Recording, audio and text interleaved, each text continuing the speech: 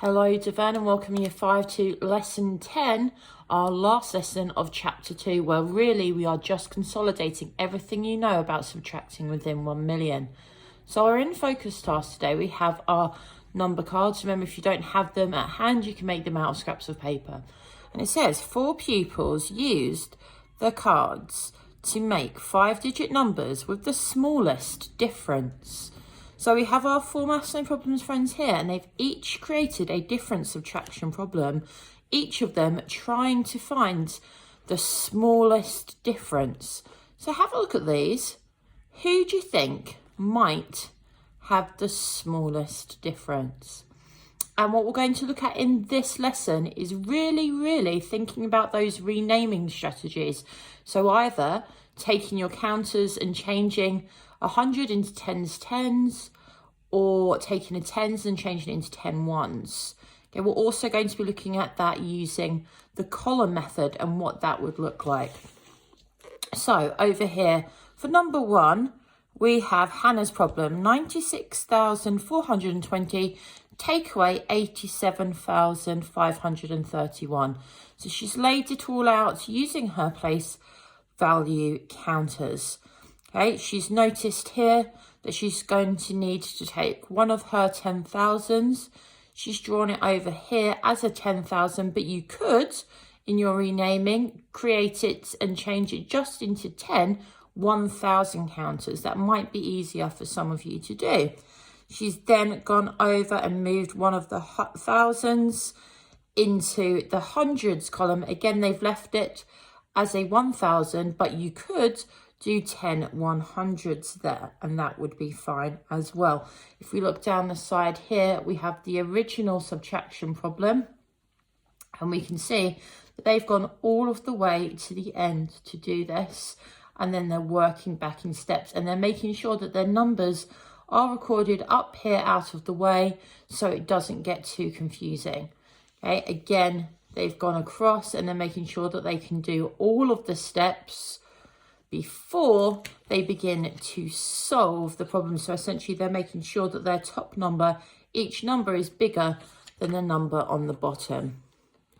Okay, again here we've taken one of the hundreds and they've drawn a 100 disc instead of drawing it like 10 tens.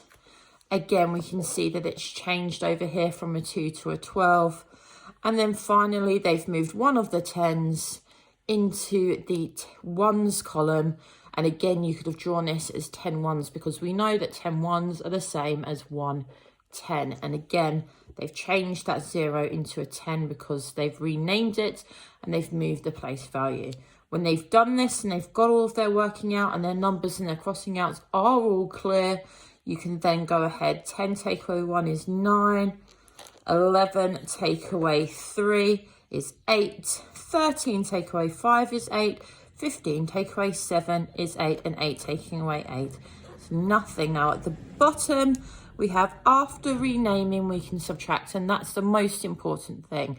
If your number at the top is smaller than your number at the bottom, you cannot take it away like this using this method, so you must rename it in order to be able to subtract and have yourself a whole number. Lulu is saying here, check by estimating. So you round it up to your nearest 10 or 100,000 and you get roughly your answer. So again, if we rounded 8,889 to the next 10,000, it would be 10,000. They've then gone on to show you again another example, and that's why it's so important we really look at this Let's Learn section.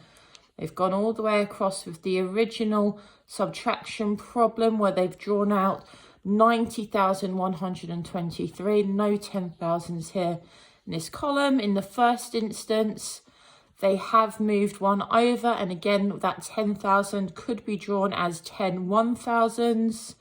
If we look down here where they have done that, they've then moved one of the 1,000s over, and this could have been drawn as 10 100s. Again, they're recording it all of the time, what they are doing on the sides. They then move the 100 over into the tens column, and then they move the 10 over into the ones column. This might be confusing for some of you, and if that's the case, then that is okay. Stick with where you draw all your counters out and then you cross them out using your renaming, or begin at the beginning and rename as you go along in steps rather than renaming completely to begin with. Remember, this is about choosing which method suits you best. Okay, we have our friend down here who's reminding us to check by estimating. So we would have to think about what we would be rounding our numbers to then. And Amira is saying after renaming, we can subtract, and they show us the difference there. It's always a good idea to have a go at the Let's Learn problems yourself, because the answer is then given to you at the end. So for example, number 3, we could try and work that out by ourselves now. If you want to pause the video, please do. They haven't used the counters. They've just done the renaming in the abstract method, which if you want to do, you are more than welcome to do it. If you prefer this method, then please use this. And alternatively, if you have any other methods, then please use them. They're talking us through the different steps.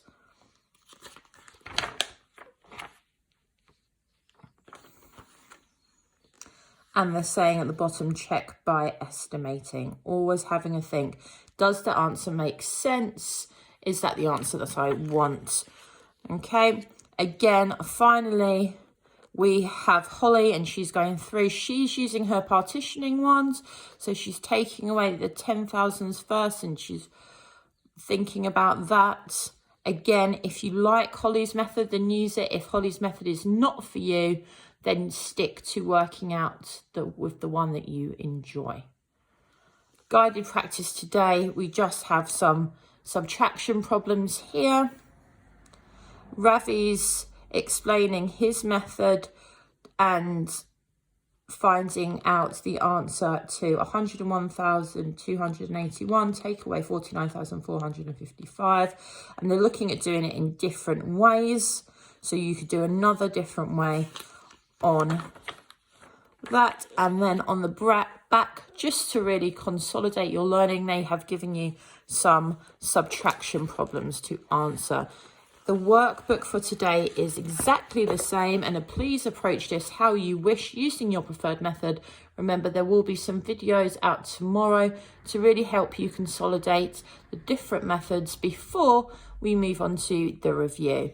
So again, we have the subtraction problem, and there's a demonstrated model of how the answer came about. You don't have to use this method, but you can. And then they've just given you some subtraction problems. Okay, so you only have this very short task to complete today. Good luck.